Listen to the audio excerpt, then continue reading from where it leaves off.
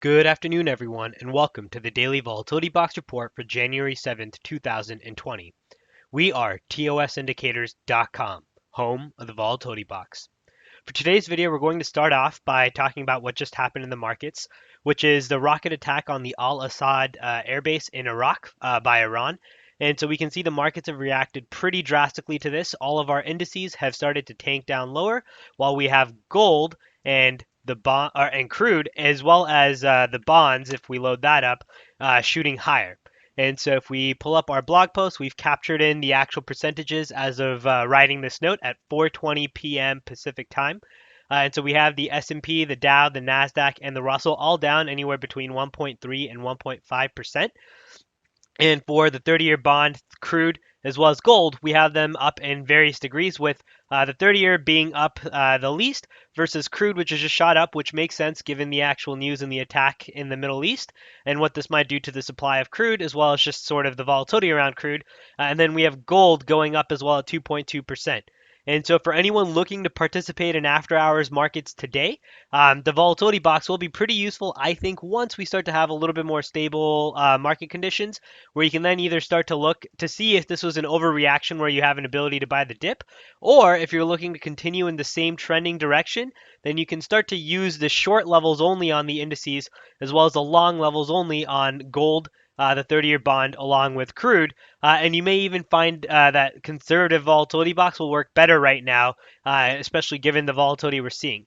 Because if you take a look at, say, the Nasdaq, in which we have our aggressive volatility box, or even the S&P, you can see that we've completely puked down lower, even blowing past the aggressive volatility box. But if we load in our conservative volatility box here, you'll see that even price action here has started to dip down lower, which tells you that even the conservative models aren't holding. But really, if anything, the conservative is a place to focus your attention and energy. All right, next we'll move on to a stock that we covered in yesterday's daily update. We covered this both in the video along with the blog post, and this was a potential trending candidate in WW International.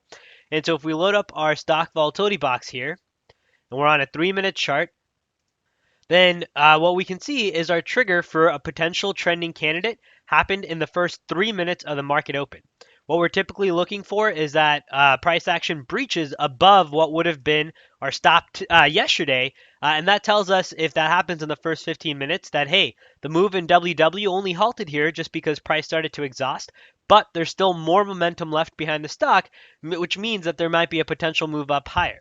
Right, and so the entry came right here as price broke above this outside cloud level, and we were looking to see how high was high, with our first target being what we risked. Now, depending on what you may have felt comfortable like, that may have been below this stop right here, that may have been below the volatility box levels right here. That's really up to your sort of discretion based on what's okay with your risk tolerance. We ended up going with the stop outside of the volatility box, and that was about a 1.8ish or so percent move, which we've also captured in the blog post for today, right? And so for WW, we can see that for our actual stock, we had a move of 1.8%, which was translated to about a 16.4% move in the at the money 40 strike options, which at the time were selling for, if we find it right here, right around $1.46, and then they were able to be sold for about $1.70.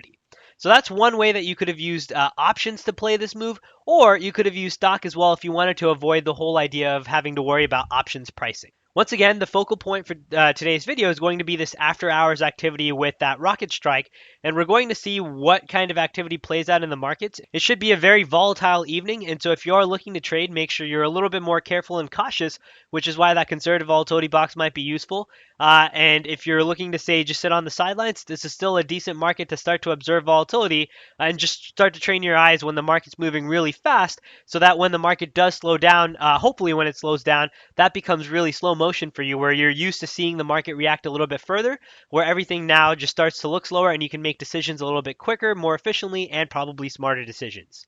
All right, hope that video helped you. Good luck to anyone who's trading this after hours activity, and we'll see you in the next daily update. Take care, everyone.